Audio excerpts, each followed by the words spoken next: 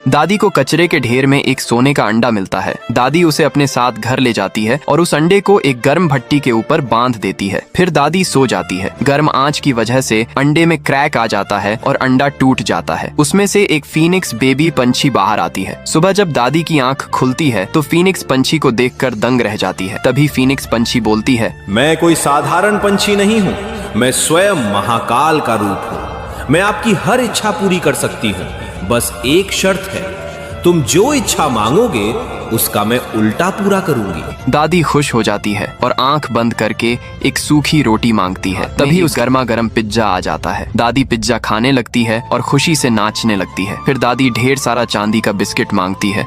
अचानक बहुत सारा चांदी का बिस्किट मिल जाता है। दादी सारे बिस्किट को एक बैलगाड़ी में लाद कर गाँव में चली जाती है और गाँव वालों को चांदी का बिस्किट बांट देती है। बचे हुए चांदी की ईंटों से अपना एक आलीशान बंगला बनवा लेती है। दादी अब अमीर जिंदगी जीने लगती है, लेकिन दादी के मन में लालच आ जाता है। दादी फिर फीनिक्स पंछी से कहती हैं, मुझे एक और पंछी चाहिए जो तुम्हारे जैसा हो। तभी बहुत सारे फीनिक्स पंछी, लेकिन सब कुछ उल्टा हो जाता है। सारे पंछी अपने मन का करने लगते हैं और पूरे गांव में आग लगाना शुरू कर देते हैं। देखते ही देखते सारा गांव जलने लगता है। दादी को अपनी गलती का एहसास हो जाता है। डर के मारे दादी मंदिर की तरफ और वहां जाकर प्रार्थना करने लगती है। उसकी प्रार्थना से भगवान विष्णु जी प्रभावित हो जाते हैं और दादी के सामने प्रकट होते हैं। दादी रो रो कर सारी घटना बताती है। भगवान विष्णु जी देर किए बिना हैं। वे अपने हाथों से गंगा जल गिराकर पूरी आग को काबू में कर लेते हैं। गांव अब सही सलामत है, लेकिन दादी अभी भी रो रही थी क्योंकि किसी ने लाइक और सब्सक्राइब नहीं किया। लाइक करना है, फिर सब्सक्राइब करना है, फिर रिमिक्स पर दबाओ, इस पे दबा के रखो।